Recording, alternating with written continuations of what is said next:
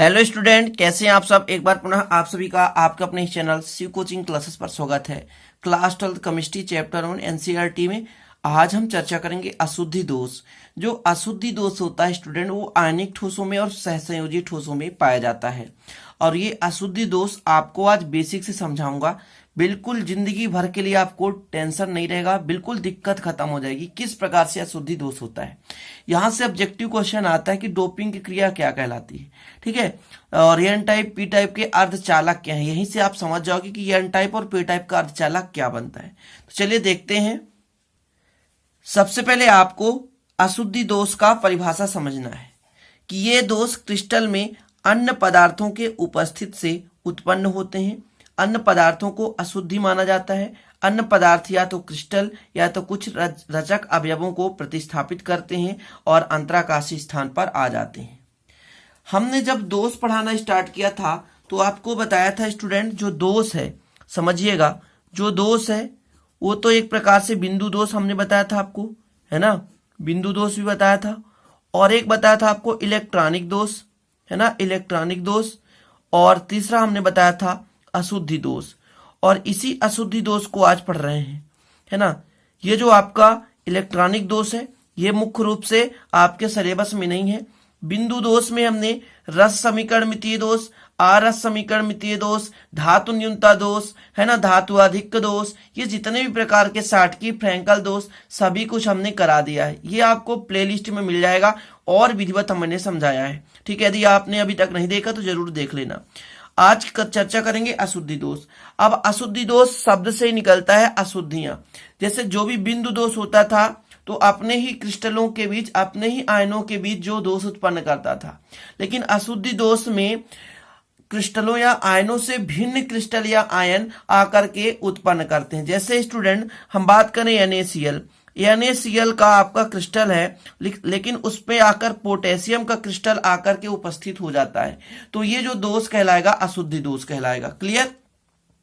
तो जब भिन्न प्रकार के रचक अवयव या भिन्न प्रकार के क्रिस्टल जब आकर के उसमें दोष उत्पन्न करते हैं तब उसे हम कहते हैं अशुद्धि दोष।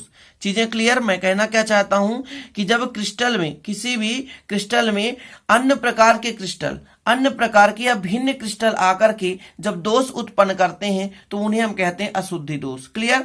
जो आपका बिंदु दोष था वो क्रिस्टल में ही उपस्थित आयनों के बीच जो दोष उत्पन्न होता था वो हम कहते थे उसे रस समीकरण और आरस समीकरण मितीय दोष। लेकिन जो अपना अशुद्धि दोष है तो भिन्न प्रकार का क्रिस्टल यानी अलग प्रकार का जो आयन है या परमाणु या अणु है आकर के उसके अंतराकाशी स्थान पर जमा हो जाते हैं, तो जो दोष बनता है उसे हम कहते हैं अशुद्धि दोष। क्लियर स्टूडेंट, समझ गए होंगे अशुद्धि दोष। अशुद्धि दोष का अर्थ है अन्य पदार्थों को मिलाने से जो दोष उत्पन्न होता है उसे हम कहते हैं अशुद्धि दोष। क्लियर, चीजें समझ में आ गई। अशुद्धि दोष जो है दो प्रकार से हो सकता है, एक आयनिक ठोस में अशुद्धि दोष और एक उदासीन परमाणुओं में या सहसंयोजी ठोस में अशुद्धि दोष। क्लियर। पहला कौन सा मैंने कहा, आयनिक ठोसों में अशुद्धि दोष पढ़ेंगे, और दूसरा मैंने आपको बताया उदासीन परमाणु की अशुद्धि या सहसंयोजी ठोसों में अशुद्धि दोष। तो दो प्रकार से अशुद्धि दोष जो है हो सकता है। क्लियर, चीजें समझ गए आप। अब चलिए आगे देखें। जो आयनिक ठोस है, आयनिक ठोसों में समान मात्रा में आवेश या अधिक मात्रा में आवेश धन आयन डालकर अशुद्धि दोष उत्पन्न किया जा सकता है। क्रिस्टल को चाहे आप काट दें, धन आयन डालकर अशुद्धि दोष उत्पन्न किया जा सकता है। समान मात्रा में धनावेश रखने वाला धन आयन क्रिस्टल के कुछ धन आयनों का स्थान ग्रहण कर लेता है, जबकि अधिक मात्रा में धनावेश रखने वाला धन आयन कुछ धन आयनों को बाहर कर देता है। अब यहाँ पर आयनिक ठोसों में समझिएगा, आयनिक ठोस क्या कहलाता है स्टूडेंट, जिसके रचक इकाई अवयव या रचक घटक आयन होते हैं। जैसे NaCl, Na positive, Cl negative, है ना, CsCl। ठीक है, तो इनमें जो रचक घटक क्या कहलाता है, जिनसे मिलकर बना हुआ होता है। तो आयनिक ठोसों में जो अशुद्धि दोष होता है वो धन आयन के कारण होता है। धन आवेश, और ध्यान रखिएगा अन्य प्रकार के क्रिस्टल आएंगे सेम, जैसे NaCl में की मैं बात करूंगा तो NaCl में जैसे पोटेशियम आ जाए या स्ट्रांसियम आ जाए, तो इस प्रकार के जब क्रिस्टल आ जाते हैं तो उसमें जो दोष उत्पन्न हो जाता है वो हो जाता है अशुद्धि दोष। कौन सा दोष स्टूडेंट, अशुद्धि दोष। यहां पर लिखा हुआ है कि आयनिक ठोसों में समान मात्रा में आवेश या अधिक मात्रा में आवेश रखने वाले धन आयन को डालकर, जैसे एग्जाम्पल में आप समझेंगे। देखिए यहाँ पर ये NaCl का आपका क्या है, एक प्रकार से क्रिस्टल है। इसमें रचक अवयव Na पॉजिटिव Cl नेगेटिव दिख रहे हैं, लेकिन समान मात्रा में आवेश रखने वाले, जैसे यहाँ 1 आवेश रख रहे हैं, एक प्लस एक माइनस, तो यहाँ पर समान आवेश रखने वाले, यहाँ पर पोटेशियम की वृद्धि हो गई। पोटेशियम 1 पॉजिटिव होता है, पोटेशियम 1 पॉजिटिव होता है, प्रथम समूह का तत्व है। तो यहाँ पर समान मात्रा में आवेश रखने वाले जब तत्व आ जाते हैं और उपस्थित हो जाते हैं, तो स्टूडेंट उसमें क्या होता है, जो दोष उत्पन्न हो जाता है। क्या होता है, दोष उत्पन्न होता है, तो अशुद्धि दोष कहलाता है। अब समान मात्रा में आवेश वाले क्रिस्टल ना हो, अधिक या एक से अधिक आवेश वाले, जैसे यहां पर देखिए, इस पे आप देखेंगे कि असमान आवेश वाले जो आपके क्रिस्टल हैं आकर के अशुद्धि उत्पन्न कर रहे हैं। यहां पर स्ट्रांसियम 2 पॉजिटिव है, इस क्रिस्टल में स्ट्रांसियम 2 पॉजिटिव अशुद्धि के रूप में काम कर रहा है, मतलब दूसरे प्रकार का क्रिस्टल है, आकर के यहां अपना स्थान ग्रहण कर लिया। लेकिन यहाँ 2 पॉजिटिव है, तो देखिए यहां का भी पॉजिटिव यानी Na पॉजिटिव को हटाया है। ध्यान रखिएगा, 2 पॉजिटिव है ना, तो 2 Na पॉजिटिव को हटाया है और यहां पर स्ट्रांसियम 2 पॉजिटिव अपना स्थान बना लिया है। तो इस क्रिस्टलीय संरचना से आपको ये पता होगा कि यहां पर NaCl में K पॉजिटिव यानी अन्य प्रकार का आयन या क्रिस्टल रचक इकाई आकर के अपना स्थान बनाया है, और यहां पर स्ट्रांसियम मतलब असमान आवेश वाले, यहां पर तो समान आवेश वाले लेकिन असमान आवेश वाले, लेकिन क्रिस्टल भिन्न है। तो इस प्रकार से आप लोगों ने समझ गया होगा कि जो अशुद्धि दोष है वो भिन्न प्रकार के या अलग प्रकार के क्रिस्टलों के मिलने से उत्पन्न होता है। तो ये जो आपका पहला स्ट्रक्चर है, समान आवेश रखने वाले है ना, अशुद्धि दोष है, और ये असमान आवेश रखने वाले, क्योंकि यहाँ 1 पॉजिटिव हर जगह है, तो यहाँ 1 पॉजिटिव यानी पोटेशियम 1 पॉजिटिव का ही क्रिस्टल आकर के यहाँ पर जमा हुआ है। लेकिन यहाँ पर स्टूडेंट देखा जाए तो यहाँ पर सभी में 1 पॉजिटिव 1 नेगेटिव है, लेकिन स्ट्रांसियम 2 पॉजिटिव यानी असमान आवेश वाले आयन यहाँ पर आकर अंतराकाशीय स्थान पर जमा हुए हैं। तो इस प्रकार से जो दोष उत्पन्न हो गया वो अशुद्धि दोष हुआ आयनिक ठोसों में। क्लियर? तो पहला आपका जो टाइप था आणविक ठोसों में अशुद्धि दोष किस प्रकार से होता है वो चीज आप लोगों ने समझ लिया होगा। अब दूसरा टाइप हमको समझना है उदासीन परमाणुओं की अशुद्धियां या सहसंयोजी ठोसों में अशुद्धि दोष किस प्रकार से होता है, चीजें समझना है। और इसी से एन टाइप और पी टाइप का अर्धचालक बनता है जिसमें कम मात्रा में धारा प्रवाहित होती है। और फिजिक्स में आप पढ़ेंगे एन टाइप पी टाइप के अर्धचालक, पीएन संधि डायोड, अर्धतरंग दिष्टकारी रूप, बहुत सारा डायोड का क्वेश्चन आता है। तो यहां से भी आपका फिजिक्स का कुछ कंसेप्ट क्लियर होगा। तो देखिए स्टूडेंट, यहां पर लिखा है जब समूह 14 के तत्व जैसे सिलिकॉन, जर्मेनियम, कोई भी हो सकता है, कोई भी तत्व ले ले, में 13वें समूह और 15वें समूह के तत्वों को मिलाया जाता है तो इसमें एक प्रकार का डिफेक्ट उत्पन्न होता है, दोष उत्पन्न होता है स्टूडेंट, जिसे हम कहते हैं अशुद्धि दोष, सहसंयोजी ठोसों की अशुद्धि दोष। क्लियर? तो सहसंयोजी ठोसों में अशुद्धि दोष किस प्रकार से होता है? 14वें समूह के तत्वों में हम या तो 13वें समूह के तत्वों को मिला दें या तो 14वें समूह के तत्वों को मिला दें। क्लियर? पहले मैं आपको थोड़ा सा बेसिक समझाना चाहता हूं, चीजें समझना आपको, ठीक है। यहां पर आपके पास है 14वां समूह, यहां पर आपके पास है 13वां समूह और यहां पर आपके पास है 15वां समूह। पहले आप लॉजिक समझेंगे ना, माइंड में फीड करने के लिए कितना आसानी से आप फीड कर लेंगे, देखते रहिए। देखिए 14वें समूह में कितने बाह्यतम कोश में इलेक्ट्रॉन? 4 इलेक्ट्रॉन। क्लियर? 13वें समूह में कितने इलेक्ट्रॉन? 3 इलेक्ट्रॉन। ठीक है। 15वें समूह में कितने इलेक्ट्रॉन? तो 5 इलेक्ट्रॉन। 5 इलेक्ट्रॉन। बात समझिए, बाह्यतम जो कक्षा है इसमें 5 इलेक्ट्रॉन, इसमें 4 इलेक्ट्रॉन, इसमें 3 इलेक्ट्रॉन। अब देखिए जब स्टूडेंट 13-14 से मिलेगा, 13-14 से मिलेगा तो 3 तो जुड़ जाएगा लेकिन एक खाली हो जाएगा, एक खाली रहेगा और एक खाली रहेगा, मतलब ये खाली दिख रहा है ना, खाली दिख रहा है तो पी टाइप का अर्धचालक बनता है। ठीक है, पी टाइप अर्धचालक बन गया। ठीक है। और स्टूडेंट जब 14वें समूह में 15वां समूह मिलाएंगे तो यहां पर चारों भर जाएगा लेकिन एक इसका इलेक्ट्रॉन जो है शेष रह जाएगा, तो ये जो बनेगा वो एन टाइप का बनेगा। कैसा बनेगा? एन टाइप का बनेगा।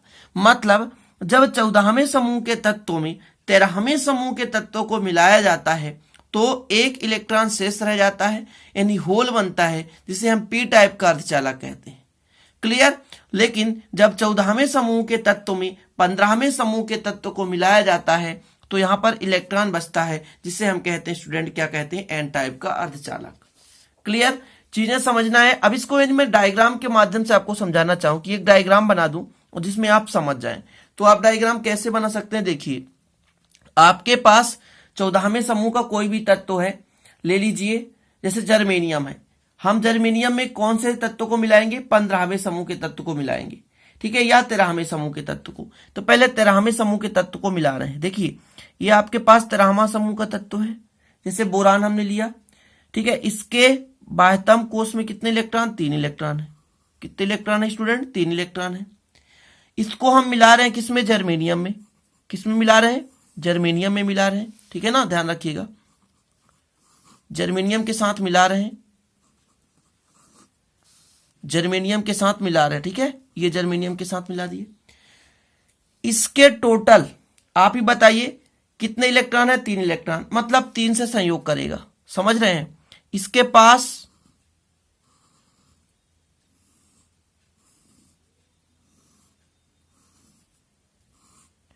थोड़ा बेसिक समझाना चाहता हूं, आप लोगों को थोड़ा हो सकता है दिक्कत।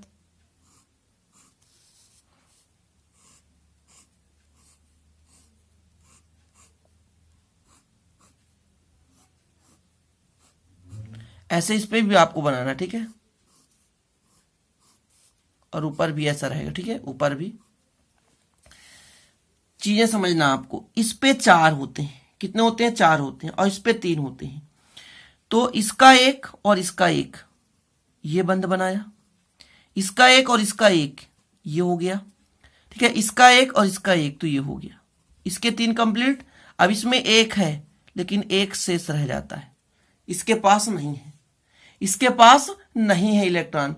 तो ये जो बना वो किस प्रकार का? वो पी टाइप का अर्धचालक बन गया। पी टाइप, ठीक है, किस प्रकार का? पी टाइप का अर्धचालक बन गया। तो ये जो अशुद्धि दोष बना स्टूडेंट, वो सहसंयोजी ठोस में अशुद्धि दोष बना। और इसमें जो मिलाने की क्रिया है वो कहलाती है डोपिंग कहलाती है। किसी यौगिक में अशुद्धि की अल्प मात्रा मिलाने की क्रिया डोपिंग कहलाती है। ऑब्जेक्टिव में क्वेश्चन आता है डोपिंग क्या है? तो अशुद्धि की अल्प मात्रा मिलाने की क्रिया ही डोपिंग कहलाती है। तो इस प्रकार से हमने क्या देखा कि जर्मेनियम में 13वें समूह के तत्व बोरान को हमने मिलाया, तो यहां एक रिक्त स्थान बच गया, खाली स्थान बच गया। और जो खाली स्थान बचा स्टूडेंट, वही जो बना होल बना, ठीक है ना। इसके पास 4 थे टोटल, जैसे 1 हो गया, 2 हो गया, 3 हो गया, 4 हो गया। इसके पास टोटल 4 थे, तो एक इसके साथ बनाया, फिर ये और ये और ये हो गया। ऐसे इनमें भी सभी के पास 4 इलेक्ट्रॉन है ना। तो ये ठीक है ना। तो इस प्रकार आप संरचना बना सकते हैं। तो ये आपका पी टाइप का बना। इसी प्रकार आप एन टाइप का भी बना सकते हैं। यहां पर आप क्या रखेंगे स्टूडेंट? यहां पर रखेंगे आप कोई भी ले लीजिए, एंटीमनी ले लीजिए, बिस्मथ ले लीजिए, 15वें समूह के तत्व को। तो इसमें आप देखेंगे कि एक इलेक्ट्रॉन एक्स्ट्रा बच जाएगा, तो वो एन टाइप का अर्धचालक बनेगा। तो इतना आप डीपली समझे। और यदि मैं डायग्राम बनाना सिखाना चाहूं तो देखिए, मैं बता देता हूं। आपके पास यहां पर है कितना? जर्मेनियम है, या एंटीमनी ले लेते हैं। एंटीमनी लिया हमने, इसके बाह्यतम कोष में 5 इलेक्ट्रॉन है। देखिएगा थोड़ा सा,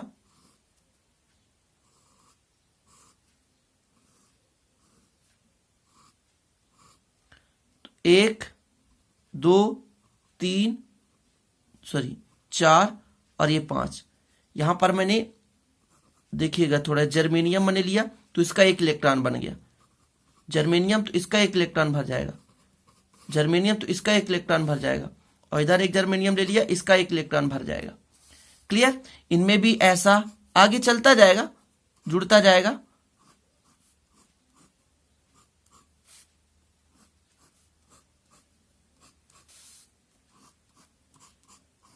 ऐसा, ठीक है। तो यहां पर अब देखेंगे कि जो आपका एंटीमनी था उसमें +5 था, और 4 से क्रिया कर लिया और 1 बच गया। तो ये जो इस प्रकार का अर्धचालक बनता है वो एन टाइप कहलाता है, ठीक है, एन टाइप। तो अब आप समझ गए होंगे स्टूडेंट कि 14वें समूह के तत्वों में, अब यहां पर आप बना सकते हैं, जैसे सभी में एक एक इलेक्ट्रॉन भर दीजिए, ठीक है, तो दिखने में भी अच्छा रहेगा और आप लोग आसानी से कर भी पाएंगे। ये हो गया, ठीक है। तो ये आपका जो अर्धचालक बना वो एन टाइप का अर्धचालक है, ठीक है ना स्टूडेंट।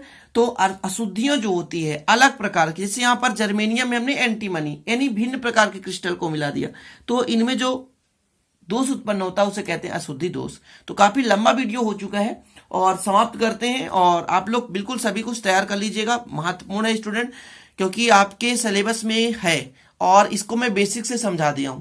तो आशा करता हूं ये वीडियो आपको अच्छा लगा होगा, और अच्छा लगे तो लाइक जरूर कर दीजिएगा, दोस्तों के साथ शेयर कर दीजिएगा, नए हैं तो चैनल को सब्सक्राइब कर बेल आइकन प्रेस कर लेना ताकि इसी प्रकार के वीडियो का नोटिफिकेशन आपको मिलता रहे। चलते हैं, फिर मिलते हैं अगले वीडियो में नए टॉपिक के साथ, तब तक के लिए जय हिंद, वंदे मातरम।